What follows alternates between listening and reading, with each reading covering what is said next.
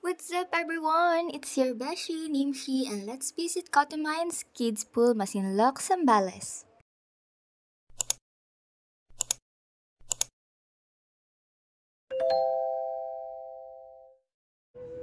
It's currently 9:40 in the evening, February 13. Since walang masakyan sa Binyan that time, we are now at Pasita Bus Terminal papuntang Pasay. Ang signboard na sinakyan namin is Paayala, pero bumaba kami ng Magallanes. Then sumakay kami ng jeep pa Victor Liner sa Pasay. Finally, Beshi, since gabi naman walang traffic, so exact 10:50 p.m. nandito na kami sa Victory Liner. Nagpahinga lang kami saglit, then kumuha na kami ng ticket namin para makapagpa-reserve ng seat. And if you want to know the fare, it is only 676 per person, Beshi. So mas mura na siya, unlike sa ibang terminal. 12:30 sakto dumating yung bus papuntang Santa Cruz, Zambales. Also, 5 hours ang biyahe from Pasay to Masinloc, so natulog na lang muna kami. It's already 5:30 in the morning, February 14, mga beshi, so belated Happy Valentine's! Yes, nandito na kami sa Masinloc Mall because dito kami binaba. And totoo ngang 5 hours lang ang biyahe. May stopover pa yan sa Olongapo and iba Zambales ha. Dahil nga aga namin nakarating, dumaan muna kami sa simbahan ng Masinloc. And oh my God, napakaganda. Ay, ang OA. Ay, municipal eh, di ba? Ito na yung municipal sa tapat ng simbahan. And makikita nyo na tong Baywalk. Touchdown!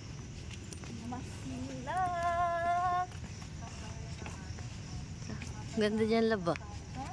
Ganda.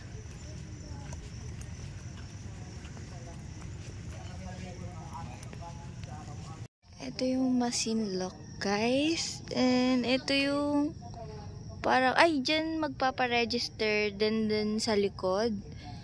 Yung pinakita ko kanina. And then, papakita ko sa inyo yung Baywalk. See? Ang ganda ng sunrise kahit wala pa yung sun. Ay hala, si auntie mo nag-i-emote, may pagtalikod. Then sa side view, papakita niya yung flat nose niya kasing flat ng sandbar sa harapan niya. Oh, ina mo. Pusak.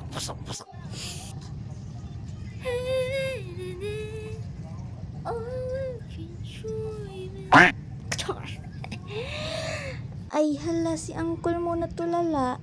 Uncle, okay lang yan, uncle. Basta ang mahalaga important pa.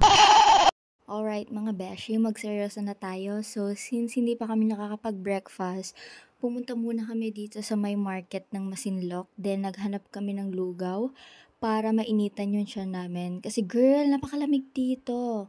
And then yan, naglugaw lang kami dito sa may Peng's Eatery. And yeah. Dito tayo magpaparegister pero sarado pa. So, mag-iintay muna tayo. Hi! Ito yung view sa tapat ng Municipal Tourism Building. And meron silang Kids World. Gusto mo muna maglaro dyan? 8 AM nga nang sakto magbukas tong tourism hall ng Masinloc. Then ayan, nakapila na nga with mga beshi kong Becky from Bataan. Hi! Uy mo muna po tayo. Baka may mga mula sa bayan hindi magpapalupit. Kanya-lupihan Bataan. So, bago kayo pumunta ng Cotomines, first you have to secure a permit of visit at Masinloc's Tourism Hall. This is really required and you cannot enter Cotomines without this permit. And for the future reference and further information, online registration or reservation is not allowed. As of the moment, 60 pesos yung environmental fee nila per person, and aside from that, babayaran nyo din yung overnight fee nyo, which is 120 per person. Since dalawa kami, yung binayaran namin is nasa 320 pesos lang, and I will show you the camping etiquette, which is this one. Ito yung ibibigay nyo na permit sa checkpoint. Namili nga muna kami ng mga gagamitin namin and mga lulutuin namin dun sa site, since wala ngang mga palengke doon ng mga karne or mga isda. I highly suggest mga beshi na dito pa lang mamili na kayo, kasi 2 hours from here to Cotto Mines, Masinloc. So, napakalayo at walang market doon. And at bumalik kami dito sa may tourism hall kasi 12 PM pa naman yung alis ng jeep na sasakyan namin. And para sa mga DIY travelers katulad namin or gusto mag-commute, I will put the jeepney sked to Kids Pool.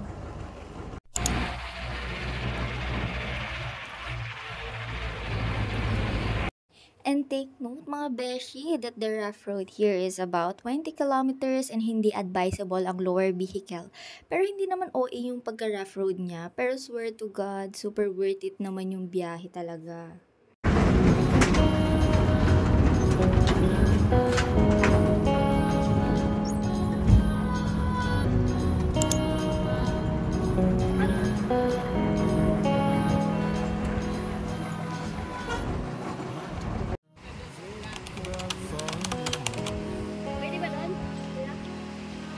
Sing the word you. I want him to know who I'm talking to.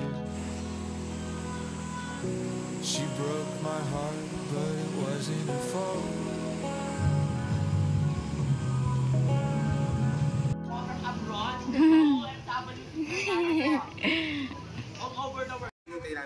Ay, sige na. Kasi pang 20 ta. Hi po kayo. Mamaya Opo, sige po.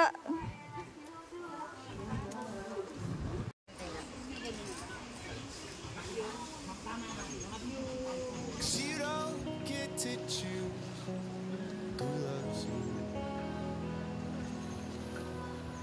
I've hit every green light, driving from the city back to New Jersey. I guess they didn't want me to stay.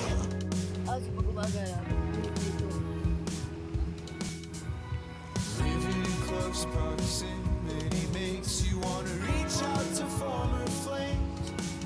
But I'll be across the Hudson, keeping away.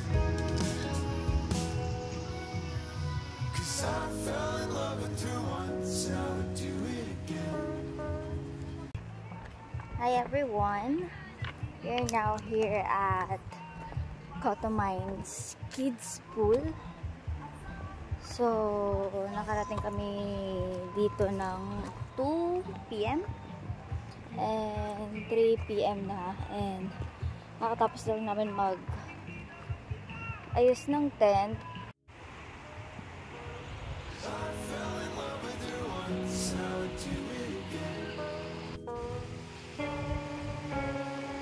I'm done wasting away in that apartment.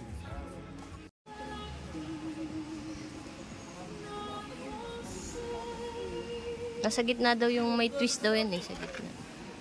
Parang mas malalim yung ano sa gitna. Love, tingin ka rito. Ano masasabi mo?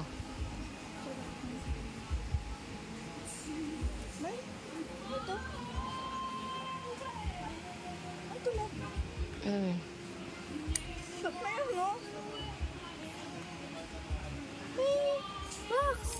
Ano naman?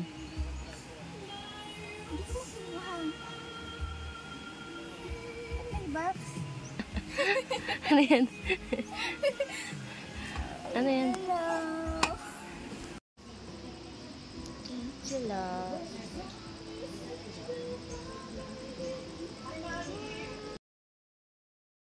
Sa sobrang kilig ko, naiihi ako, kaya naligo agad ako dito para umihi. Char.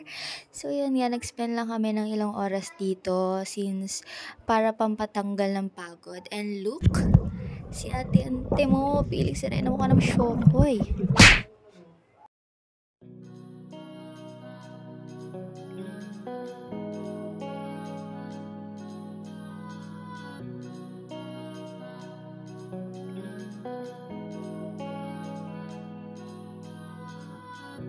I'm done being vague about falling in love. When I sing the word you, I want them to know who I'm talking to. She broke my heart, but it wasn't her fault. 'Cause you don't get to choose who loves you. I hit every green light driving from the city back to New Jersey. I guess they didn't want me to stay.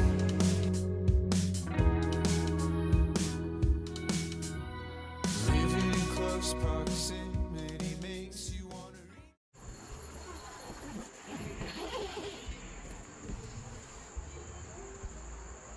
Good night.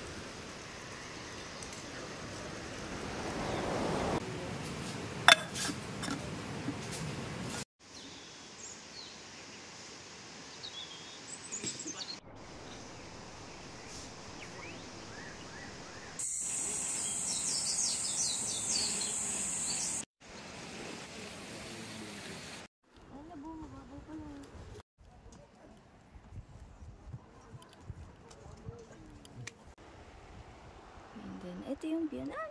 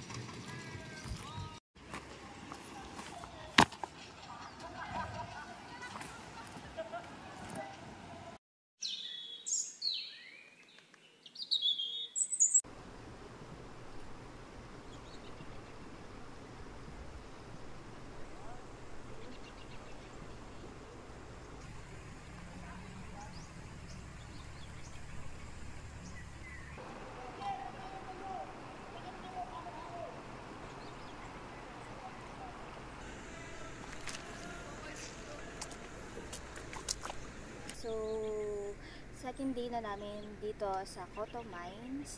And, yep, kakatapos lang namin mag-breakfast. So, magpipicture-picture lang kami and then mag-swimming. papakita ko rin sa inyo ngayon kung gaano kaganda ang cotton mines. So, let's go! Hanap ko yung kasama ko kasi iniwan ako. So, iniwan muna namin yung mga gamit dito and okay lang mag-iwan ng gamit dito guys kasi ilan lang yung tao. Ayan yung tubig. Super blue-green talaga yung kulay niya. Pero hindi nyo siya masyado makita ngayon kasi yung reflection ng mga puno. Pero tara, akyatin natin itong ibang side ng cotton mines. Magsa-side trip tayo. So, merong mga dogo dito. Ayan yung cotton mines. Ito yung malaking puno na pwede kayo mag-picture. Malaking bato na dun kayo pwede mag-picture. And then, doon, kung nakikita nyo, merong babae na gustong tumalon. Yun yung medyo mababa. And dito sa side na to, ito yung pinakamataas. Then, ayan yung view na makikita nyo sa cotton mines. Kagaling, nahanap kita. Sa kagaling. Be careful lang sa mga apakan nyo kasi may mga bato na hindi matibay yung pinagpapatungan. So, maaari pa kayong mabagok. Ito.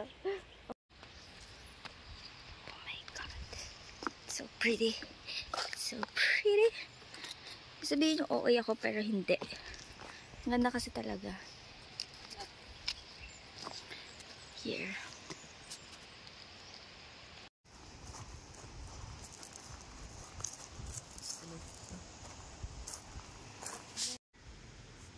Mula dito, paan natin.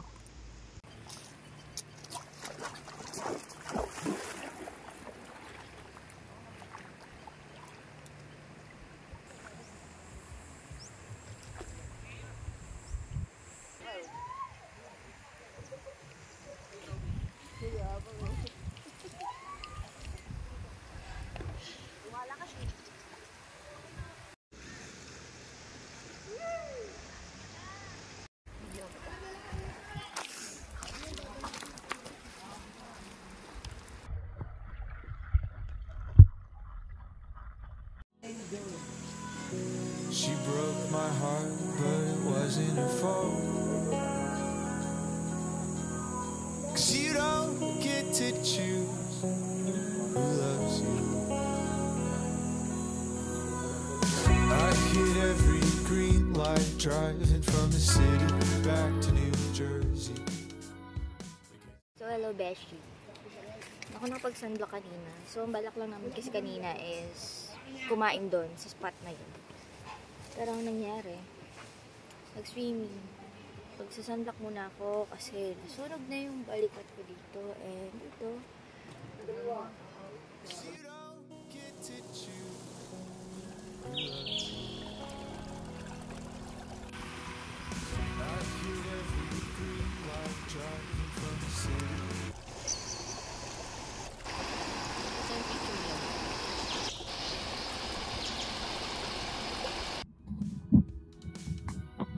Living in close proximity makes you wanna reach out to former flames. But I'll be across the Hudson, keeping away. 'Cause I fell in love with her once, and I'll do it again.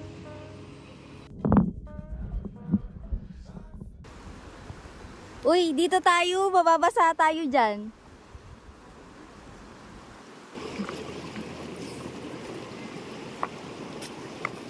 Nakita mo yung ganda ng sunshine. Happy Count.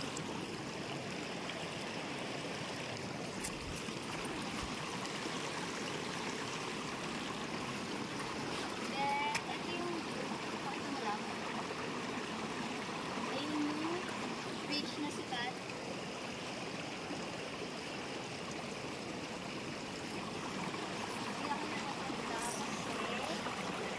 Pinilit namin yung pagsiswimming saka yun lang.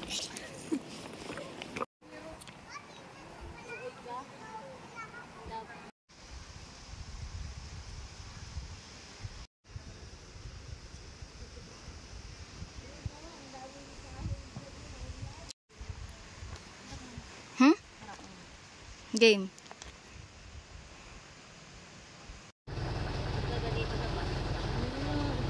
Mahal.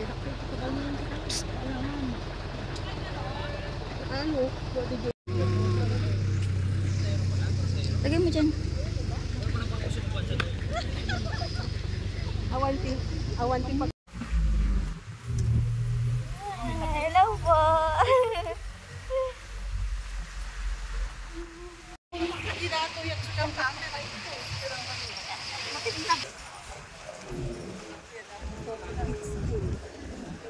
Ayun yung mining. Yung dating mining. Saan? Sa Manila. Living in close proximity makes you wanna reach out to former flames. But I'll be across the Hudson, keeping away. 'Cause I fell in love with her once, and I would do it again.